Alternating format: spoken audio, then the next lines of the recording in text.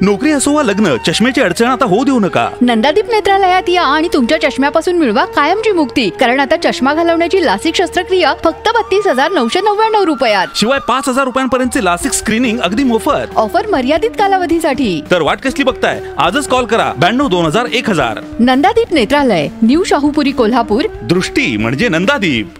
अफूची विक्री करणारे एकास अटक, 11 किलो अफू जप्त.